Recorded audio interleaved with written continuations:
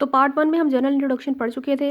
अब हम यहाँ से पढ़ते हैं उसको कि हर मसल्स के पास क्या होते हैं, मसल बंडल होते हैं which are further composed of muscle fibres और सेल्स, जिसके अंदर हमने फर्दर देखे थे कि बहुत सारे मसल फाइबर्स होते हैं और बहुत सारे सेल्स होते हैं। ठीक है, मैं डायग्राम को साथ रखती जाऊँगी ताकि हमारे पास ये देखें, ये स्केलेटल मसल है, इसके पास बहुत सारे मसल बंडल्स हैं। मसल बंडल्स के पास फर्दर क्या है, बहुत सारे मसल सेल्स हैं। तो ये बात लिखी हुई है कि which are further composed of muscle fibres और सेल। हर मसल फाइबर को जब हमने देखा तो वो कैसा होता है, लॉन्ग सिलेंड्रिकल सेल। ठीक है, वैसे हमने जो करेक्टरिस्टिक्स पढ़े हैं मसल स्केलेटल मसल सेल्स के वो सारे इसी तरह के होते हैं। ठीक है, लेकिन अब हम उसको फर्दर डिटेल से देखें तो ये डायग्राम हमारी बुक में बनी हुई है, तो ये इस तरह की आपने ड्रॉ कर लेनी है। ठीक है, तो इसमें हमारे पास क्या है, मल्टीपल ओवल न्यूक्लियाई हैं, बहुत सारे क्या हैं, ओवल न्यूक्लियाई हैं, ये हमने ड्रॉ किया हुआ है। ठीक है, मसल ड्रॉ किया हुआ है, तो इसमें हमारे पास क्या है, बहुत सारे मल्टीपल ओवल न्यूक्लियाई हैं दिखाए हुए हैं। फिर ये दिखाया हुआ है कि ये जो उसकी ये ऊपर वाली मेम्ब्रेन है सार्कोलीमा की, जिस तरह सेल मेम्ब्रेन होती है, तो ये जो नीचे वाली मेम्ब्रेन है उसने क्या बनाया हुआ है, बहुत सारे टी ट्यूब्यूल्स बनाए हुए हैं। तो नज़र आ रही हैं टी ट्यूब्यूल्स भी हमें। ये हमें क्या नज़र आ रहे हैं, ये हमें दिखा रहे हैं एंडोप्लाज्मिक रेटिकुलम को, जिसको हमने नाम दिया है सार्कोप्लाज्मिक रेटिकुलम का। तो ये हमारे पास क्या है, सार्कोप्लाज्मिक रेटिकुलम है। इसका क्या फ़ायदा होगा, यहाँ पे कैल्शियम स्टोरेज साइट्स हैं ये, यानी कैल्शियम यहाँ पे स्टोर होगा।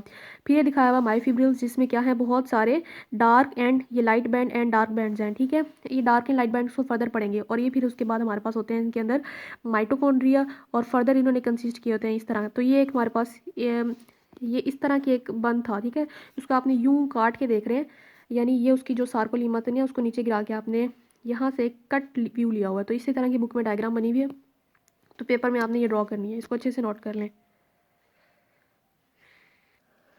तो यहाँ लिखा हुआ है कि हमारे पास हर मसल फाइबर एक क्या होता है, लॉन्ग सिलेंड्रिकल सेल होता है which with multiple Oval nuclei. इसके अंदर मल्टीपल ओवल न्यूक्लियाई होते हैं, अरेंज जस्ट बीनीथ इट सार्कोलीमा, सार्कोलीमा के नीचे अरेंज हुए होते हैं। स्केलेटल मसल सेल्स के अगर फीचर्स देखें, the skeletal muscle fibres are huge cell, ये ह्यूज सेल होते हैं, इनका डायमीटर कितना होता है, 10 to 100 यू मीटर होता है।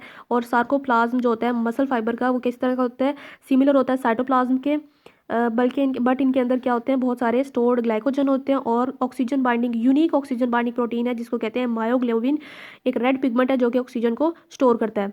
फिर आ जाता है हमारे पास मसल फाइबर्स, जो कि हमने यहाँ देखे हैं, ये एक दिखाया हुआ है मसल फाइबर, एक सिलेंड्रिकल सेल है। इसके पास फर्दर क्या होते हैं, मायोफिब्रिल्स। अब मायोफिब्रिल्स को देखते हैं डिटेल से। मायोफिब्रिल्स क्या होते हैं, when view in high magnification each muscle fibre is seen to contain a large number of myofibrils. इनका डायमीटर कितना होता है, 1 to 2 यू मीटर, यानी छोटा डायमीटर है उनका, बहुत बड़ा था। रन इन पैरेलल फैशन में रन करते हैं, and extend entire length of the cell. ठीक है, अगर यहाँ से देखें तो किस तरह रन कर रहे हैं, पैरेलल फैशन में रन कर रहे हैं, और इन्होंने एंटायर लेंथ को सराउंड किया हुआ, यानी सेल के एंटायर लेंथ में होते हैं ये। और बंडल्स ऑफ दीज फिब्रिल्स, इन बहुत सारे फिब्रिल्स के बंडल्स को किसने क्लोज किया हुआ है, मसल सेल मेम्ब्रेन ने या फिर सार्कोलीमा ने। अब स्ट्रक्चर क्या होता है मायोफिब्रिल का, मायोफिब्रिल के अंदर बहुत सारे कॉन्ट्रेक्टाइल यूनिट्स होते हैं जिनको हम कहते हैं सार्कोमियर। सार्कोमियर का स्ट्रक्चर देखें, सार्कोमियर को भी हम देखेंगे। In each sarcomere a series of dark and light bands are evident along the length of each myofibril। तो ये हमारे पास स्ट्रक्चर दिखाया हुआ है मायोफिब्रिल का, जिसमें क्या है, बहुत सारे डार्क और लाइट बैंड हैं। ठीक है, जैसे कि ये एक लाइट बैंड दिखाया हुआ है, बैंड पट्टी, ठीक है, पूरी एक लाइट बैंड है जिसमें कलर नहीं हुआ हुआ। और ये क्या है, एक डार्क बैंड है, लेकिन ये अंदर से क्या है, ज़रा कम लाइट, मतलब कम डार्क है, इसलिए इसको ये एक बहुत अच्छी डायग्राम ड्रॉ की हुई है। आप भी इसी तरह ड्रॉ कीजिएगा, इससे आपके सारे कॉन्सेप्ट क्लियर होंगे कि ये हमारे पास क्या है, एक लाइट बैंड है जिसके अंदर कोई कलर नहीं है, उसको एक और इसको क्या कहते हैं, इसको कहते हैं, इस लाइट बैंड को कहते हैं आई बैंड और आइसोट्रोपिक बैंड या फिर नॉन पोलराइजिंग बैंड। ठीक है, ये सारे नाम आपने याद रखने हैं। ये हो गया लाइट बैंड, और इस लाइट बैंड के ऊपर एक डार्क सी लाइन है जिसको कहते हैं जी लाइन। ठीक है, जी लाइन किसके ऊपर है, लाइट बैंड के ऊपर, आई बैंड के ऊपर, आइसोट्रोपिक के ऊपर, और ये आइसोट्रोपिक होती है, नॉन पोलराइजिंग होती है। ओके, फिर आ जाता है डार्क बैंड, ये आ गया। अब यहाँ से लेके इस नीली पट्टी से लेके इस नीली पट्टी तक ये क्या है, पूरा एक डार्क बैंड है। इस डार्क बैंड के अंदर एक लाइट, मतलब कम डार्क रीजन है जिसको मैंने पेंसिल से कलर किया हुआ है। तो ये क्या है, एक डार्क बैंड के अंदर कम डार्क रीजन है। कोई चीज़ होती है ना जो बाहर इर्द गिर्द से तो डार्क होती है लेकिन अंदर से थोड़ी कम डार्क होती है, तो ये बिल्कुल डार्क बैंड उस तरह होता है। तो उस कम डार्क रीजन को हम नाम दे देते हैं एच जोन का, और एच जोन के अंदर एक लाइन होती है, उसको कहते हैं एम लाइन। ठीक है, ये इस तरह होता है। फिर एक लाइट बैंड आ गया, उसके अंदर जी लाइन आ गई, फिर एक डार्क बैंड आ गया और उसके अंदर एच जोन आ गया और एम लाइन आ गई, फिर एक लाइट बैंड आ गया, फिर डार्क बैंड आ गया, फिर एक लाइट बैंड आ गया। तो एक जी लाइन से लेके दूसरी जी लाइन तक जो हमारे पास बनता है स्ट्रक्चर, उसको कहते हैं सार्कोमेयर।